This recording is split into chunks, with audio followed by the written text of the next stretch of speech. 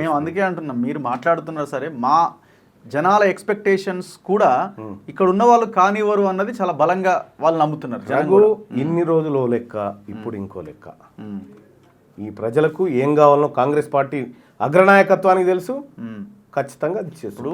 మల్లన్న ఇంకొకరు నిన్నామన్నా వచ్చిన వాళ్ళు కాంగ్రెస్ లో పాతుకుపోయిన వాళ్ళు ఉన్నారు కదా, వాళ్ళు కదా నిర్ణయాలు తీసుకునేది, వాళ్ళు కదా డెసిషన్స్ అమలు చేసేది, కాంగ్రెస్ హైకమాండ్ నమ్మేది వాళ్ళని కదా, మిమ్మల్ని ఎందుకు నమ్ముతుంది? రఘు, అన్ని రోజులు ఆదివారం ఉండదు, సోమవారం కూడా వస్తుంది ఓ రోజు.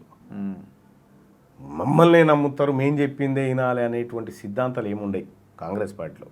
వాళ్ళకు ఎవరు నమ్మాలో తెలుసు, ఎక్కడి నుంచి ఏ ఇన్ఫర్మేషన్ తెప్పించుకోవాలో వాళ్ళు తెప్పించుకుంటారు, వాళ్ళు ఎవరితో టచ్లో ఉండాలో ఉంటూనే ఉంటారు. ఇక్కడ మనకు బయట కనిపించే లేరని తుట్టిదే, అర్థమైందా?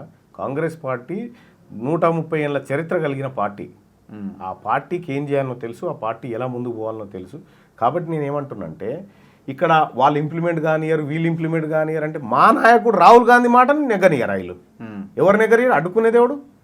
రాహుల్ గాంధీ గారి మాటను అడ్డుకున్నట్టు ఎవడున్నా వదిలిపెట్టే ప్రసక్తి లేదు. రాహుల్ గాంధీ మాట అంత పవర్ఫుల్ మాకు. మరి మంత్రి మండలిలో నామినేటెడ్ పోస్టులో రాహుల్ గాంధీ చెప్పట్లేదా, వీళ్ళకి మంత్రులు పదవులు ఇవ్వండి, వాళ్ళకి నామినేటెడ్ పోస్టులు ఇవ్వండి, అంటే సామాజిక న్యాయం పాటించండి అని రాహుల్ గాంధీ చెప్పట్లేదా? ఒకటి ఏంటంటే, ఒకటి ఏం చెప్తా ఉన్నా రఘు, విప్లవాలు ఎప్పుడు పుడతాయి? ప్రజల్లోంచి ఆందోళనలు ఎప్పుడు పుడతాయి? అన్యాయం జరిగినప్పుడు పుడతాయి. అవి పుట్టించాలని మేము అనుకుంటున్నాం కాబట్టి పుడుతున్నాయి గద్దే. ఇప్పుడు నాశనకాలానికి కాకపోతే, ఇది నాశనకాలానికి కాకపోతే నీ కార్పొరేషన్ పదవుల్లో కానీ, నీకు అక్కడ కానీ ఇక్కడ కానీ ఏంది నువ్వు ఇచ్చింది ఏంది? అది ఈ ప్రజలు గమనిస్తలేరా? ఆంధ్ర వాళ్ళకు కూడా ఇస్తున్నారు కదా, పార్టీ పోస్టులు ఇస్తున్నారు. మనం మీడియా INPR లో ఒక ఆంధ్రానికి తెచ్చిపెట్టి ఇస్తాం.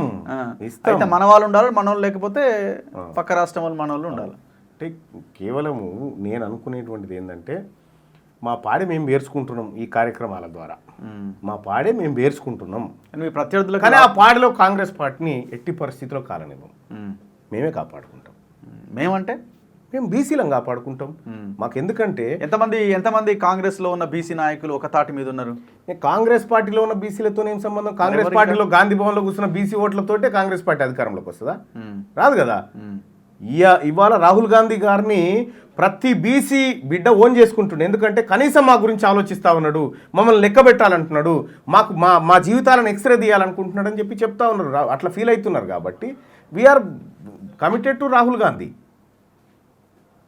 We are committed to caste census. అందుకోసం ఏం చెప్తున్నంటే, మేము వీళ్ళ నాయకత్వాల కోసం పనిచేస్తలేం రఘు గారు, మీరు గుర్తుపెట్టుకోండి. మేము రాహుల్ గాంధీ గారి ఐడియాలజీ కోసం పనిచేస్తున్నాం, ఆయన ఐడియాలజీ ఇంప్లిమెంట్ కోసం పనిచేస్తా ఉన్నాం. మీరు వెళ్ళి కంప్లైంట్ చేయండి రాష్ట్రంలో. ఎందుకు చేస్తాం? ఇంప్లిమెంట్ చేసేటోళ్ళం.